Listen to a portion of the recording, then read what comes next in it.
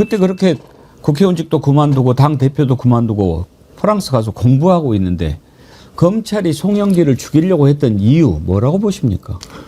총선에 민주당을 좀 이 정치적으로 이렇게 파괴시키려고 하는 공작이었다고 봅니다. 그러니까 이 윤석열 검찰이 단순한 검찰이 아니라 거의 국민의힘 무슨 기동 타격대 같은 역할을 한 거잖아요. 국민의힘이 필요한데 그때 수사해서 총선에 민주당의 그 이미지에 먹칠을 하려고 기획된 수사라고 봅니다. 이것은 한동훈이가 주도했다고 보여지고요. 한동훈의 핵심 수하인 김영철, 장시호와의 부적절한 관계로 논란이 됐던 김영철 서울중앙지검 반부패 수사 2부장이 저를 수사를 개시를 했고 별건 수사를 했고 제가 장시호와의 유착 관계를 밝히고 여러 가지 이제 녹취록이 나오고 그러니까 한동훈이 법무장관 때 이 대검 반부패 수사과로 얘를 빼버렸어요. 그리고 두 번째 들어온 친구가 최재훈이라는 친구인데 이 친구가 나를 이제 기소를 한 거죠. 근데 이제 여러분 아시다시피 이 최재훈이가 김건희 무혐의 처분한 바로 그 검사입니다. 그러니까 서울중앙지검 반부패 수사 2부의 최재훈 부장, 그리고 조상원 4차장, 이창수 서울중앙지검장, 심우정 검찰총장 이 4명이 사실 작년 10월 17일 날 10월 유신 계엄령이 발동된 그날 72년도에 바로 이 김건희 무혐의 처분 이 수사 보고를 발표함으로써 검찰이 스스로 자살을 했다 할까요? 이제 검찰의 문을 닫은 상징적 사건이 됐다. 그 순간 이 검찰은 이미 검찰이기를 포기한 행위였고 그러한 행위가 이번에 관봉대 은폐에서도 다시 또 재현되고 있는 것이다. 그래서 저는 검찰이 입이 10개라도 검찰청 폐지 법안을 반대할 명분이 없어져 버렸다. 이 검찰청이 아니라 이거 범죄청인데 당연히 문을 내리고 폐지를 시켜야죠. 국정기획위원회에서 이제 검찰청은 해체하는 걸로 결론이 났으니까 그쪽으로 갈 텐데 그것과 별개로 김건희 도이치모터스 주가 조작 저렇게 뻔한 것도 제대로 수사 않고 덮어버리고 또 이런 식으로 막 관봉권 증거도 조작하고 이런 식으로 했던 것들 반드시 책임을 지게 해야 될 텐데 해체하는 것은 해체하는 것이고 이 검찰의 이런 잘못된 수사, 억지 수사, 짜맞추기 수사 이런 거 밝히기 위한 특검도 해야 되지 않을까요? 범인 의득죄로 당장 특검에서 이 4명은 수사를 해야 되지 않을까 싶습니다. 아니, 별도 특검 만들어야 되지 않겠습니까? 저는 그래서 정성호 장관께서 이런 정치적 목적의 수사 기소 전체를 분석하고 검토할 수 있는 태스크포스를 만들어라. 예. 법무 자체 그렇게 아마 추진할 거로 저는 알고 있습니다. 아, 예. 정치 목적으로 예. 수사했던 부분들에 대한 예. 태스크포스 그럼 법무부 자체적으로 그렇습니다. 만들 필요가 그렇습니다. 있다. 그래서 잘못된 거는 기소를 취소해라 이거죠. 그렇지 않습니까? 예를 들어서 이번에 특검이 박정훈 대령에 대해서 항소를 포기했잖아요. 예.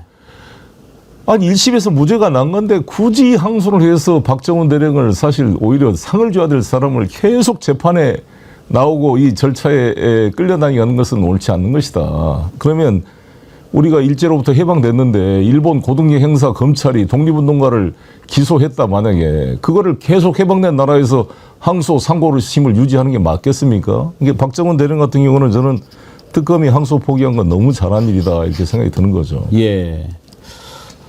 법원도 사실 특검도 해야 될 것 같고 지금 조희대 대법원장, 직위원 판사 이런 사람들에 대해서 어느 순간 또 갑자기 조용해져 버렸는데 이게 조용히 둘 일이라고 보십니까? 직위원 판사 문제는 정말 심각한 것 같습니다. 어떻게 지금 저렇게 휴가 다 갔다 오고 일주일에 한 번씩 재판하는데 아니 송영길 돈봉투 사건이 무슨 대역죄라고 이거를 2주일에 3번씩 재판했어요 저는. 그러셨나요? 네. 근데 이 내란 사건을 일주일에 한 번씩 재판하고 휴가 다 가고 이렇게 한가하게 한다는 거예요? 직위원 이 재판장의 이런 재판 진행이 참 이해할 수가 없습니다. 그래놓고 이제 골석 재판도 저는 뭐 말로는 불이익 감당해라 뭐 그렇게 이야기하지만 원래 골석 재판도 딱 할 때마다 골석을 결정을 해야 된다고 그러던데요. 한번 골석 재판했다고 해서 쭉 되는 게 아니라고 그러던데요. 그렇죠. 매번 결정을 해야 되죠. 예. 예. 그런데 그냥 땡까 하는 거 아닙니까 지금? 그러니까 6개월 또 지나면 아마 구속기간 만료로 또 석방시켜주지 않을까 싶은데요. 그러니까요. 이런 상태로 가면. 그렇게 되면 어떻게 되겠습니까? 그럼 또 추가 기소를 해야겠죠, 특검이. 끝까지 이렇게 법원하고 싸워야 되냐 이런 거죠. 그래서 차라리 특별사법재판부를 만드는 건 어떠냐 그런 의견도 나옵니다. 예, 뭐 뭔가 이 특단의 조치를 그러니까 이 별도의 법원을 만든 게 아니라 대법원이 아마 결단을 좀 해야 되지 않을까 싶습니다. 이런 상태로 내란 재판을 운영한다는 게 일상적인 이 형사재판부에다 한다는 게 정말 맞지 않는 것 같습니다. 대표님께서 지금 쭉 3대 특검을 이렇게 보시면서 어느 특검이 가장 잘하고 있다고 보십니까? 아이고 그렇게 뭐 말할 수는 없고요. 제가 뭐 자세한 기록이나 내부를 알 수가 없으니까. 근데 저는 이 특검의 성패의 기준이 뭐냐 항상 제가 이야기했던 것처럼 검찰의 범죄를 밝혀내느냐 않느냐가 이 특검의 성패를 판단하는 기준이다. 검찰의 범죄 혐의가 지금 나오기 시작하잖아요. 박성재 장관이 사실상 그 안강 회동에서부터 이 내란 사태에 개입한 게 드러나고 있고 계엄의 당일날 밤에 법무부 출입국 관리 직원을 불러서 출국 금지 이런 데 대한 준비 조치를 한 것 이거 자체가 사전에 내란을 공모했다는 것의 명백한 증거이고 그래서 박성재는 당연히 구속 수사해서 이거는 법적 책임을 져야 될 텐데 심우정도 당연히 소통이 됐겠죠. 자기들 다 친정이고 뿌린데 윤석열이 심우정과 상의하지 않고 저는 이 내란을 시작했을 리가 없다. 그러니까 그때 추미애 의원이 밝힌 것처럼 그 선관위 서버를 가져오면은 검사들이 올 것이다. 그러면 대검이 우리나라 수사기관 중에 대검 포렌식이 제일 잘 돼 있으니까 거기서 협력하도록 이미 다 내정이 돼 있었을 거 아니겠습니까? 그러니까 이번에 이 한덕수를 보면서 제가 한덕수 이분을 잘 알잖아요. 저하고도 친했고 총리 임명될 때 나한테 도와주라고 찾아왔어요. 그래서 제가 그때도 한덕수를 저는 인준해 준 거 아니에요, 민주당이? 왜냐하면 한덕수를 인준 안 하면 더 이상한 검사 출신이 올까 봐. 이 윤석열을 믿을 수가 없으니까 그나마 그래도 한덕수 좀 관료니까 영혼이 없는 관료지만 그래도 스킬이 있는 분이니까 나라를 위해서 좀 인준해 주자. 인준해 줬단 말이에요. 그래서 이분은 워낙 대세를 추종하는 사람이니까 딱 윤석열이가 안 되고 이제 이재명 시대가 열릴 것 같으면 거기에 편승해서 나는 또 충성하면서 할 줄 알았는데 이상하게 버틴 거잖아요. 그 버틴 모습에 이제 보수 아스팔트 도익들은 박수를 보냈고 버틴 이유가 자기가 공범이었기 때문임이 이제 입증된 거잖아요. 예. 자기가 깊숙이 관련돼 있어서 윤석열을 자르고 그냥 이쪽 이재명 체제에 편승할 수 있는 그런 룸조차도 없었던 거죠. 그러니까 옛날 같으면 기회주의적으로 권력이 바뀌면 또 거기 가서 아부에서 뭐 하나 이렇게 했을 텐데 이 정도 세게 나왔던 것이 그 공범이었던 것처럼 난 최상목도 마찬가지고 지금 심우정도 마찬가지인 거죠. 심우정이 왜 그 즉시 항고도 안 하고 그걸 안 했을까? 이해할 수가 없잖아요, 지가. 예. 지가 그 내란 특별본부까지 만들어서 박세현 고검장을 본부장으로 임명한 사람이 자기 총장이었는데 왜 안 했을까? 깊이 관련돼 있다고 보는 거죠. 한덕수는 총리를 2번까지나 했던 그리고 관료를 오래 했던 사람인데 그걸 딱 하는 순간 이렇게 가면 죽는데 그런 생각을 못 했을까요? 이미 죽을 수를 했기 때문에. 그러니까 그 전에 그걸 하자고 했을 때 그러면 도망갈 길을 찾는 것이 좀 이렇게 촉이 안 올까요? 자기가 대통령 될 수 있다는 착각을 한 거죠. 그렇게 막 옆에서 오히려 그게 분위기를 내란이 만들었고. 성공하면 윤석열이 장기 집권으로 가는 건데 그게 자기가 대통령 기회가 오겠다고 생각한다면 잘못 판단한 거죠. 아니 이제 자기가 만약에 탄핵이 기각돼서 돌아오면 나중에 자기도 기각됐잖아요. 그러니까 사실상 그때 헌재 탄핵이 8대 0으로 된다고 우리는 당연히 생각했지만 상당수 보수 유튜버나 그쪽은 다 기각된다고 생각했어요. 지금 들어보면 100% 기각된다. 그러니까 그렇게 생각했겠죠. 이 구치소장도 그렇게 생각했을 거고. 예. 구치소장도 참 황당하죠. 근데 그 구치소장을 그렇게 발령내는 것으로 끝낼 사안입니까? 뭐 보니까 강욱이 부속실장 왔을 때 휴대폰까지 지참하게 하고 거기에서 윤석열 보게 하고 그렇게까지 했는데 그거를 아무런 징계도 하지 않고 인사조치로 끝낸다는 것도 좀 약한 것 같아요. 조금씩 드러나겠죠. 나는 뭐 핸드폰 그것보다도 이화용 그 지사의 연어 사건 났을 때 지금 조선일보나 다른 데서 막 비아냥거렸잖아요. 그 시기와 안 맞다. 그러면 나는 이화영 부지사가 시기를 착각했다고 봐요. 그러니까 자기가 출정한 날을 정확히 기억 못할 수가 있잖아요. 그러면 교도소에서 이화영 부지사를 검찰에 출정시킬 때 개호를 했던 교도관들 이름 명단. 그래서 거기 가서 대기 장소가 있거든요. 검찰청에 가면. 그럼 이제 검사실에 부르면 이제 데리고 올라가는 교도관. 그래서 검사실에서 몇 시간, 몇 시부터 몇 시까지 머물렀던 거. 이런 게 기록이 다 있어요. 내부 기록에. 이런 게 제출이 하나도 안 되니까 확인이 안 된 거잖아요. 그거 다 제출해서 그때 개호했던 교도관들 다 물어보면 나오게 돼 있고, 연어를 먹고 술을 먹네 안 먹었네 이것은 교도관들이 알 수가 없죠. 검사가 들어와서 교도관 나가 있으라고 하면 그거는 다 검사들 지배하에서 발생한 일이기 때문에. 근데 이 진상을 밝히는데 협조하지 않은 게 가장 큰 문제였다 이렇게 생각합니다. 지금이라도 나는 법무장관이 교정본부장이 지시해서 그때 기록을 일체를 다 내놔라. 예. 내부 감찰을 해서. 그래서 이화영의 검찰 출두의 시간 이걸 전부 체크를 하면 그 소위 말하는 연어 사건이 있었는지 없었는지 다 입증할 수 있어요. 예, 예. 바로. 그걸 입증해내는 게 중요하다고 봐요. 지금 관봉권 띠지 유실된 거 정식 수사 착수했다고 하는데 이건 진짜 말이 안 되죠. 그 김종욱 원장님, 네. 이거는 잃어버렸다라고 하는 것 자체도 이해가 안 되지만 그 뒤로 제대로 감찰도 안 하고 조사도 안 하고 어떻게 봐야 돼요? 그러니까 더 큰 범죄를 예. 제가 뭐 먹은 게 있어가지고 입을 좀 가리면서 더 큰 범죄를 가리기 위해서 그러니까 작은 범죄를 저지른 행위이기 때문에 저는 이 문제 관련해서는 두 가지겠죠. 하나는 윤석열과 김건희가 여기에 관여됐거나 아니면 검찰이 여기에 관여됐거나 둘 중에 하나인 것이고 이걸 가릴 수 있는 유일한 방법은 띠지와 스티커를 어떤 형태로든지 분실했다라고 주장하는 거, 없애는 거죠, 실제적으로. 그러니까 증거인멸을 조직적으로 벌인 건데 이걸 감찰을 안 했다?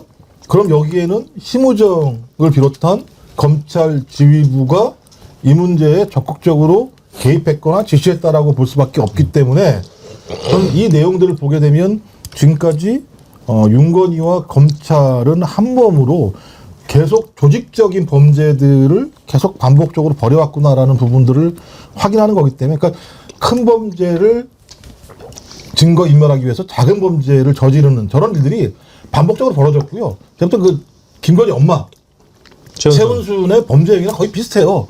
범죄 저질러 놓고 또 다른 범죄를 통해서 상대방 동업자를 감옥에 보내놓고 자기가 모든 것을 독식하는 것처럼 해왔던 방식들의 하나의 변형이라는 생각이 들고요. 그리고 어떻게 저걸 공적인 조직인 검찰이 저런 짓을 할 수가 있습니까? 이거 수사하면 무슨 죄가 되는 거죠? 일단 증거인멸죄가 될 수 있고요. 검찰이 증거를 인멸했다. 그렇죠. 예. 검찰이 증거 인멸하면 좀 다른 죄가 돼야 되는 거 아닙니까? 일단은 권력을 이용해서. 뭐 그게 이제 그렇게 누군가 시켰다면 예를 들어서 검찰 고위직에 있는 사람이 야 그거 없애버려 라고 시켰다고 하면 직권남용죄가 일단은 될 수 있겠죠. 예. 그러니까 의무 없는 일을 시킨 거니까 직권을 남용해서 그리고 실제로 실행에 옮긴 사람 그러니까 직권남용죄, 증거인멸죄 뭐 이거는 필수적으로 들어갈 것 같고 그리고 그 외에 이제 공무집행방해 특히 위계에 의한 공무집행방해죄도 검토해 볼 수 있을 것 같은데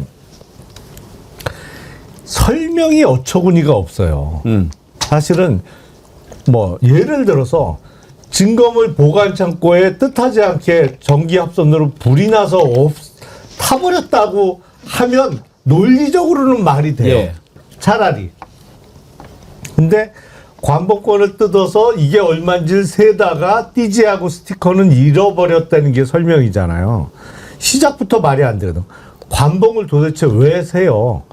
그거는 조폐공사하고 한국은행이 그 금액을 보증하는 건데 그렇죠.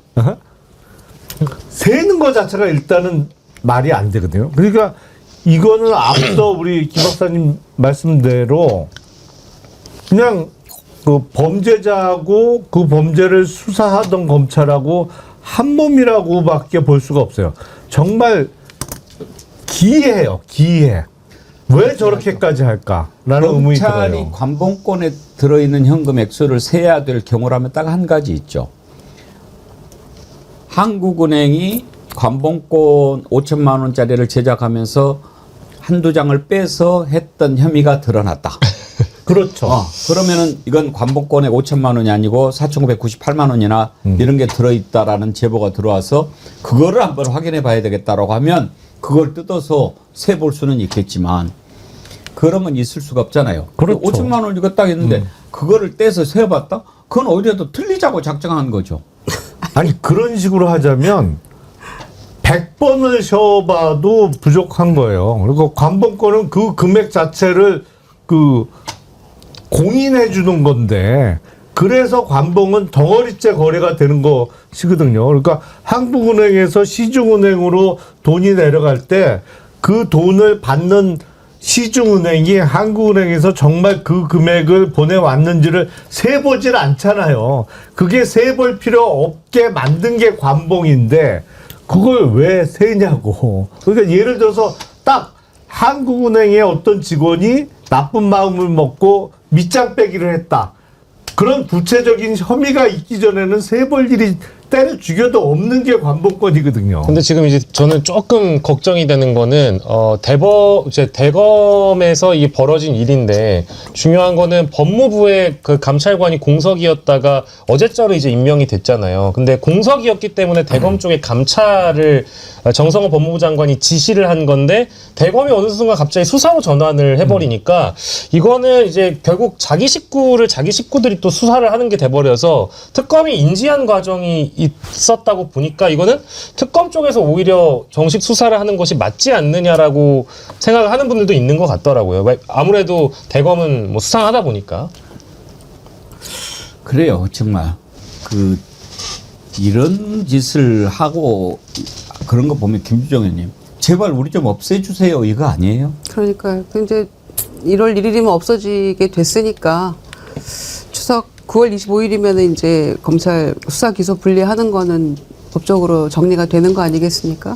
그런데 사실 이 5천만 원짜리는 이제 그 100장씩 열묶음이 딱 정리가 돼 있는 건데 5천만 원이 관봉이었잖아요. 1억 6,500 현금 발견된 것 중에. 그런데 중요한 건 그 띠지인데 띠지를 굳이 풀어가지고 그거는 버리고 그 돈은 뭐가 중요합니까 사실. 그 류혁 전 감찰관 얘기를 들어보니까 이게 신권인 경우도 있고 사형권인 경우도 있다는데 이거는 신권은 아니었다고 해요. 그럼 그 띠지가 일련 번호도 있고 뭔가 다 그게 증거로서의 가치가 훨씬 더 높은 건데 돈도 돈이지만 그거는 다 갖다 버려버리고 몰랐다고 얘기하고 초짜 신입이 뭐 제대로 몰라서 그래 실수한 거라고 얘기를 하면서 특검에 제대로 알려주지도 않고 그렇게 유야무야 감찰도 없이 지나가 놓고 이거는 명확한 증거인멸이고요. 건진 법사가 그 목걸이하고 샤넬백 다 바꾸기도 하고 웃돌 얹어서 했던 거 잃어버려서 나 모르겠다라고 한 것과 그다음에 시계 사준 그 서모 씨가 바다에 핸드폰 빠뜨렸다라는 것과 똑같은 얘기거든요. 그러니까 검찰이 그 허접한 변명들하고 똑같은 수준에서 변명을 하고 있다는 게 참 더 한심하고요. 이거는 명확히 수사가 들어가야지 감찰로서도 마무리될 문제는 아닌 것 같아요. 예, 참 그 말도 안 되는 일들이 일어난다. 그것은 정상이 아닌 거죠. 지난번에 드론 그 작전 사령부에서도 거기 뭐 드론 보관했던 창고가 불나가지고 막 드론이 없어지고 막 그랬다고 또 변명하고 그러지 않았습니까? 그렇죠.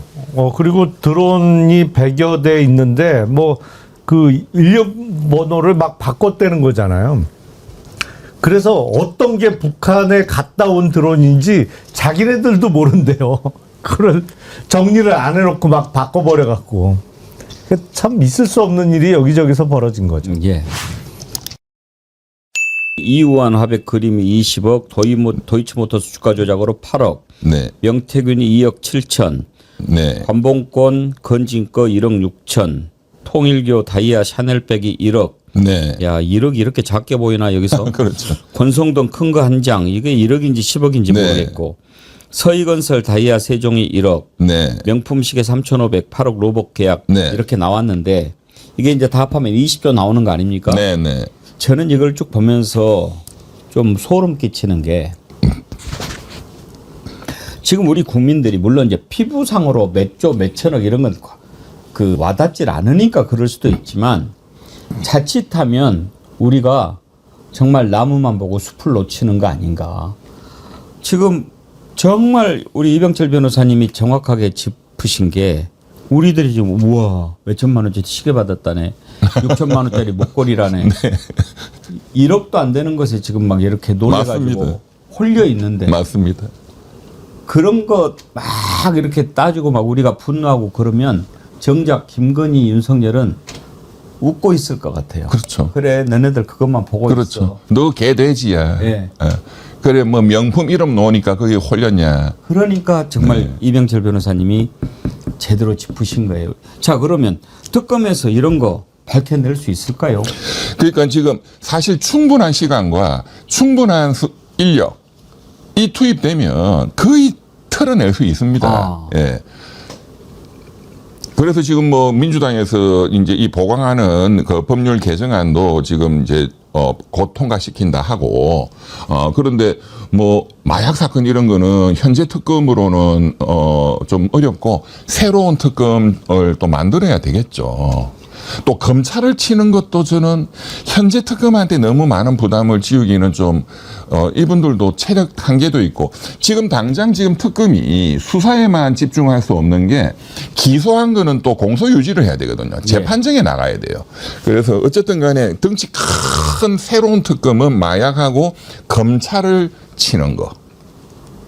전체적으로 지금 이렇게 해먹은 걸 보면 MB한테 보고 많이 배운 것 같지 않습니까? 그렇습니다. 그렇습니다. 예. 제가 뭐 간헐적으로 말씀을 드려왔지만 그 캄보디아에서 빼먹는 거 뭐 또 해외로 지금 뭐 해서 베트남, 캄보디아 등등 이런 거 다 수법이 MB 때 다 터졌던 사건들입니다. 예. 그리고 관봉권 이런 것도 MB 때 총리실 공직윤리지원관실에서 민간인 사찰 사건 때 터졌고 예, 제가 MB 때 사건들을 뭐 속속들이 다 알기 때문에 예. 이걸 다 보니까 금방 알죠. 그것들을 수사를 했던 게 윤석열이거든요. 근데 그 해보면서 이제 배운 것 같은데 아무래도 많이 해먹는 것은 역시 건설 쪽 아닙니까? 그렇습니다. 그러면은 지금 건설, 서희건설도 얘기가 나오고 현대건설도 얘기가 나오고 그러는데 혹시 그 말고 지금 이런 것들이 막 이렇게 조사가 되면서 또 벌벌 떠는 건설사가 있을까요? 뭐 당연히 있을 수밖에 없는데 건설사 아니고도 재벌그룹이 또 있을 수밖에 없어요. 어떤 걸로요? 그러니까 제가 구체적인 거는 지금 일단 언론에 보도되지 않은 거는 제가 일단 말씀을 안 드리는 걸로 일단 하겠습니다. 왜냐하면 그 그룹에 또 이 신용에 엄청난 문제가 있고 그런데 제가 이제 그 그룹의 여러 뭐 대학 동기들이라든가 그 얘기를 들으면 그런 걱정들을 엄청 하거든요. 또 탈탈 틀리는 수가 그러니까요. 생긴다. 예. 왜? 윤석열이가 아무리 대한민국이 뭐 대통령 뭐 힘이 좋고 해도 아니 부산 자갈치 시장에 이재용 회장부터 다 와. 그 더러운 집에 들어간 그걸로 찍어가지고 떡볶이 먹어라. 그리고 파리에 가서 또 술 퍼먹이고 오바이트 시키고 그렇게 세계적인 그 굴지의 그 그룹 그 회장들을 그런 식으로 한다는 거는 그만큼 내가 너한테 줬잖아. 이제 저는 딱 보면서 그만큼 줬으니까 너는 내가 시키는 대로 해야 돼. 저는 그렇게 딱 받고 이제 그런 게 지금 현대부터 터져 나오는 거다. 근데 이제 지금 사실은 이제 경기 부양에는 건설 경기가 매우 중요하지 않습니까? 그렇습니다.